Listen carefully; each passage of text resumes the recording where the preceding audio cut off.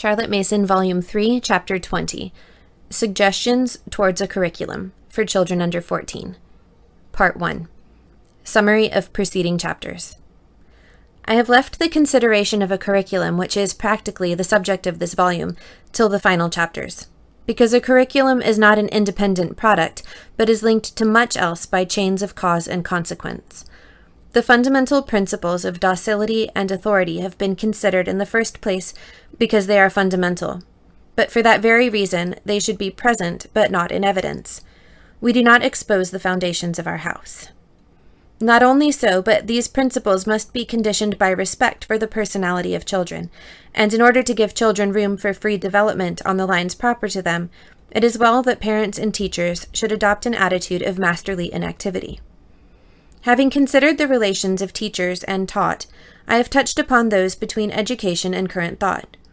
Education should be in the flow, as it were, and not shut up in a watertight compartment.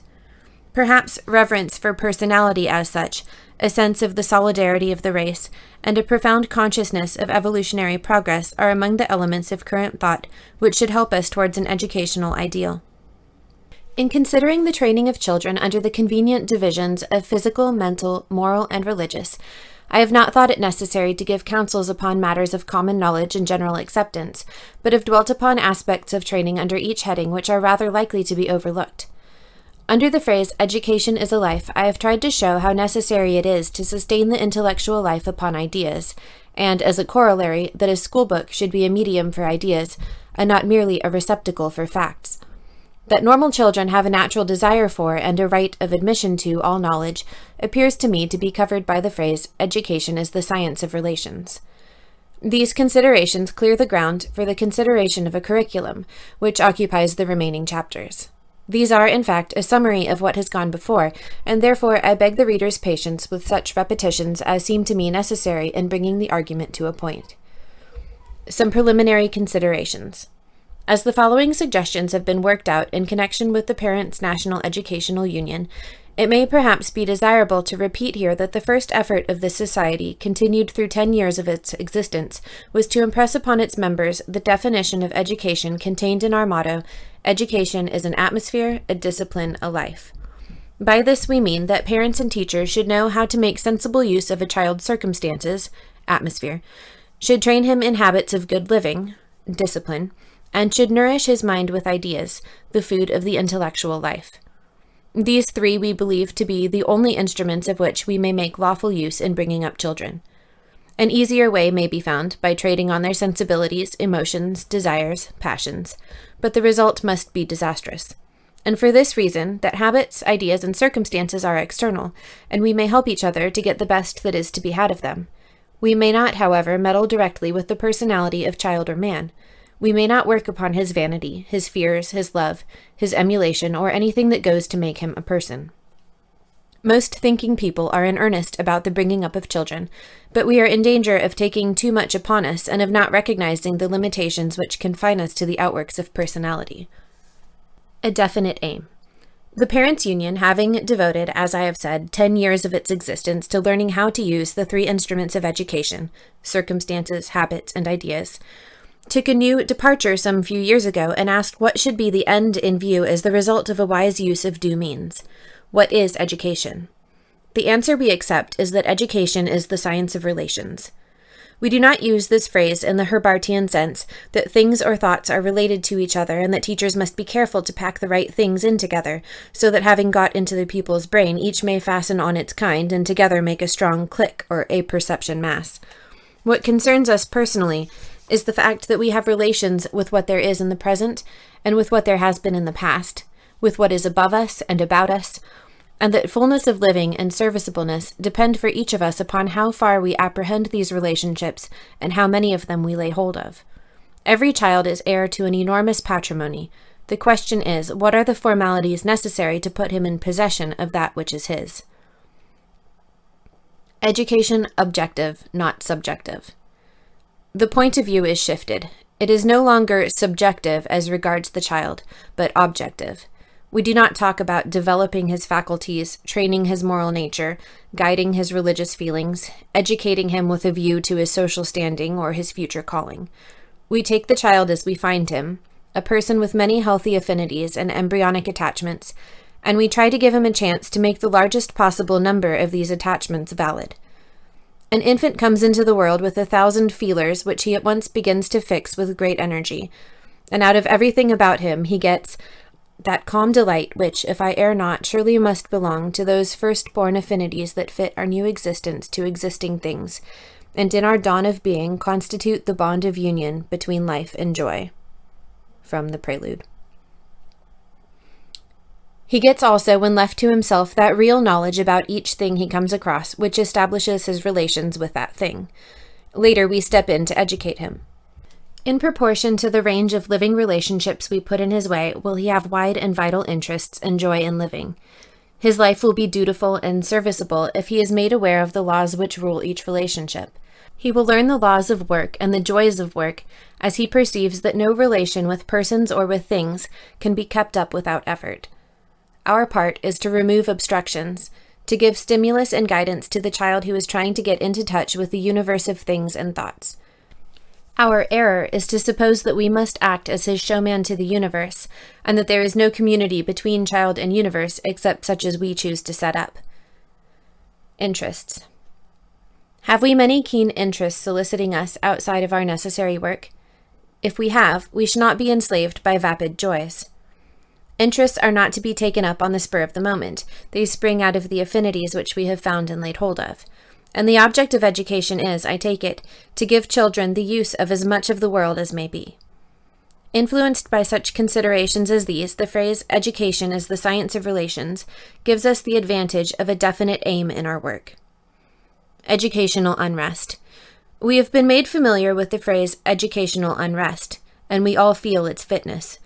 Never were there more able and devoted teachers, whether as the heads or on the staffs of schools of all classes. Money, labor, and research are freely spent on education, theory is widely studied, and pains are taken to learn what is done elsewhere. Yet there is something amiss beyond that divine discontent which leads to effort. We know that a change of front is necessary, and we are ready, provided that the change be something more than an experiment. Headmasters and mistresses are, I believe, amongst the persons most ready to fall in with a sound reform, but because these are persons with wide experience and highly trained intellects, they are unwilling to launch changes which have not a philosophic basis as well as a utilitarian end. A unifying principle. Hitherto, we of the Parents' Union have pressed on the public rather our views on home training than those on school teaching, but this is because we have been unwilling to disturb the existing order. We have, however, during the last 12 years, worked out in our training college and school a unifying principle and adequate methods with happy results. We exist because we have a definite aim, and to carry out that aim. I need not now speak of the few principles which form a guide to us in the upbringing of children, but that principle which guides us in what is commonly called education, the teaching of knowledge, may be found to indicate the cause of many educational failures and may point the way to reform. Education should give knowledge touched with emotion. To adapt a phrase of Matthew Arnold's concerning religion, education should aim at giving knowledge touched with emotion. I have already quoted the charming episode in Frederica Bremer's Neighbors, where two schoolgirls fight a duel on behalf of their heroes, Charles XII and Peter the Great. Parents may be glad that we have no girl duels today. The schoolgirl does not care for heroes, she cares for marks. Knowledge for her is not touched with emotion unless it be those of personal acquisitiveness and emulation. The boys and girls have it in them to be generous and enthusiastic. That they leave school without interest beyond that of preparing for further examinations or the absorbing interest of games is no doubt the fault of the schools. Perhaps the unrest of the public mind at home and abroad about secondary education is due to the fact that young people are turned out from excellent schools devitalized so far as their minds go. No large draughts of intellectual day have been offered to their thirst, and yet the thirst was there to begin with. Mr. Benson speaks very frankly. There's a footnote for Mr. Benson. The Schoolmaster by H.C. Benson of Eton College, 19th century, December 1902. He says, I honestly believe that the masters of public schools have two strong ambitions, to make boys good and to make them healthy. But I do not think they care about making them intellectual. Intellectual life is left to take care of itself. My belief is that a great many masters look upon the boys' work as a question of duty, that is, they consider it from the moral standpoint and not from the intellectual. It must be frankly admitted that the intellectual standard maintained at the English public schools is low, and what is more serious, I do not see any evidence that it is tending to become higher. Professor Sadler, with a perhaps wider outlook, says practically the same thing. Our secondary schools have capital points, but intellectually they are behindhand, compared even with those of some continental nations. Mr. Benson speaks no doubt from personal knowledge, but is it a fact that so intellectual a body as our headmasters deliberately forego intellectual distinction in their schools? Or is it not rather that examinations throw them back on the pseudo-intellectual work known as cram? It is because cram is deadening that some of us deprecate the registration of teachers as a backward movement. Hundreds of mediocre young women set themselves to cram for a course of examinations, often a long course, to end at last in registration, and already headmistresses feel the evil and inquire diligently for assistants who are not the usual sort. Women are apt to be over-strenuous and over-conscientious, and the strain of moral effort carried on through years of preparation for successive examinations often leaves a certain dullness of apprehension. There are brilliant exceptions, but the average young woman who has undergone such an experience has little initiative, is slow of perception, not readily adaptable, not quick in the uptake, is, in fact, a little devitalized. I speak of moral effort because the labor of preparing for examinations, of going through steady, long-sustained grind, is apt to be rather a moral than an intellectual effort.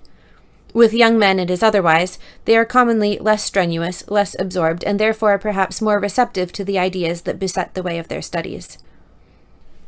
Education is the science of relations.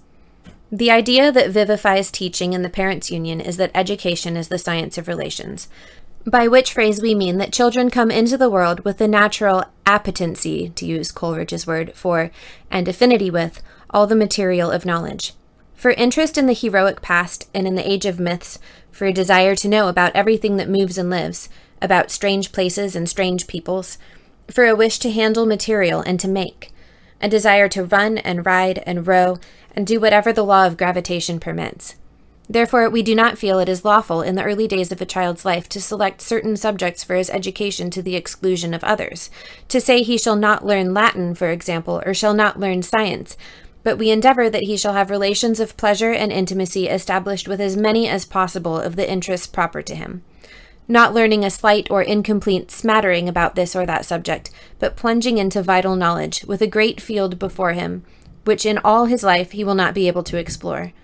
In this conception we get that touch of emotion which vivifies knowledge, for it is probable that we feel only as we are brought into our proper vital relations. Is there such thing as the child mind? We get courage to attack so wide a program through a few working ideas or principles.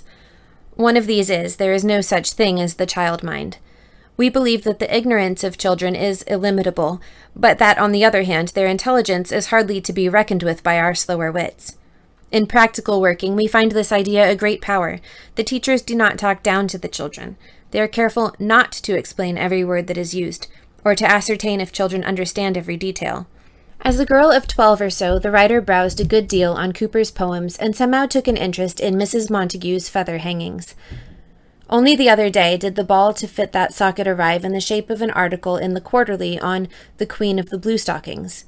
Behold, there was Mrs. Montague with her feather hangings. The pleasure of meeting with her after all these years was extraordinary, for in no way is knowledge more enriching than in this of leaving behind it a, so to speak, dormant appetite for more of the kind. The recent finds at Knossos are only to be appreciated by those who recollect how Ulysses told Penelope about Crete with its 90 cities, and Knossos and King Minos. Not what we have learned, but what we are waiting to know is the delectable part of knowledge. Nor should knowledge be peptonized or diluted, but offered to the children with some substance in it and some vitality. We find that children can cover a large and various field with delight and intelligence in the time that is usually wasted over the 3 R's, object lessons, and other much diluted matter, in which the teaching is more than the knowledge. Knowledge versus information. The distinction between knowledge and information is, I think, fundamental. Information is the record of facts, experiences, appearances, etc., whether in books or in the verbal memory of the individual. Knowledge, it seems to me, implies the result of the voluntary and delightful action of the mind upon the material presented to it. Great minds, a Darwin or a Plato, are able to deal at first hand with appearances or experiences. The ordinary mind gets a little of its knowledge by such direct dealing, but for the most part is set in action by the vivifying knowledge of others, which is at the same time a stimulus and a point of departure. The information acquired in the course of education is only by chance, and here and there of practical value.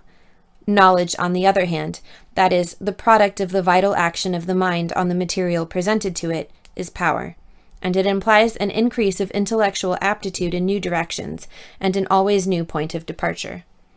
Perhaps the chief function of a teacher is to distinguish information from knowledge in the acquisitions of his pupils. Because knowledge is power, the child who has got knowledge will certainly show power in dealing with it. He will recast, condense, illustrate, or narrate with vividness and with freedom in the arrangement of his words.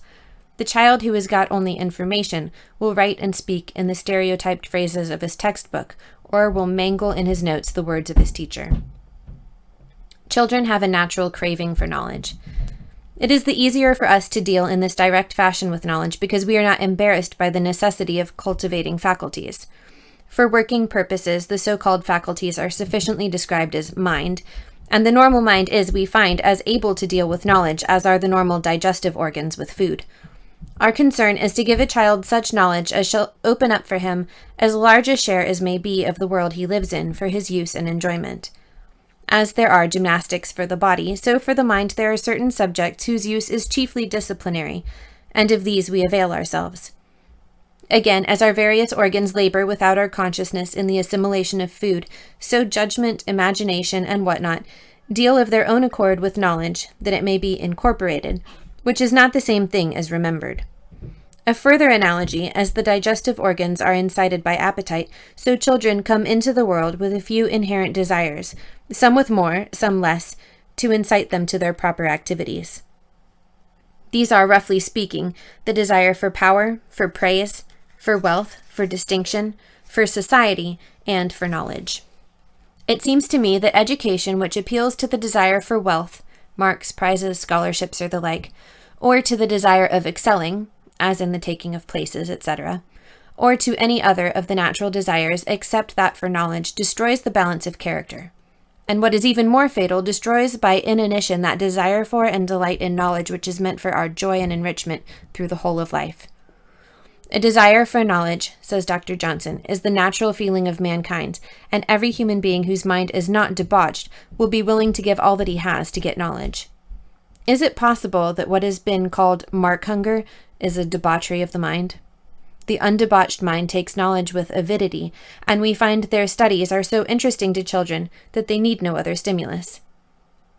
Children must be educated on books. A corollary of the principle that education is the science of relations is that no education seems to be worth the name which has not made children at home in the world of books, and so related them mind to mind with thinkers who have dealt with knowledge. We reject epitomes, compilations, and their like, and put into children's hands books which, long or short, are living. Thus it becomes a large part of the teacher's work to help children to deal with their books, so that the oral lesson and lecture are but small matters in education, and are used chiefly to summarize or to expand or illustrate. Too much faith is commonly placed in oral lessons and lectures. To be poured into like a bucket, as says Carlyle, is not exhilarating to any soul. Neither is it exhilarating to have every difficulty explained to weariness, or to have the explanation teased out of one by questions. I will not be put to the question. Don't you consider, sir, that these are not the manners of a gentleman? I will not be baited with what and why. What is this? Why is that? Why is a cow's tail long? Why is a fox's tail bushy? Said Dr. Johnson. This is what children think, though they say nothing. Oral lessons have their occasional use, and when they are fitly given, it is the children who ask the questions. Perhaps it is not wholesome or quite honest for a teacher to pose as a source of all knowledge and to give lovely lessons. Such lessons are titillating for the moment, but they give children the minimum of mental labor, and the result is much the same as that left on older persons by the reading of a magazine. We find, on the other hand, that in working through a considerable book, which may take 2 or 3 years to master, the interest of boys and girls is well sustained to the end. They develop an intelligent curiosity as to causes and consequences and are, in fact, educating themselves.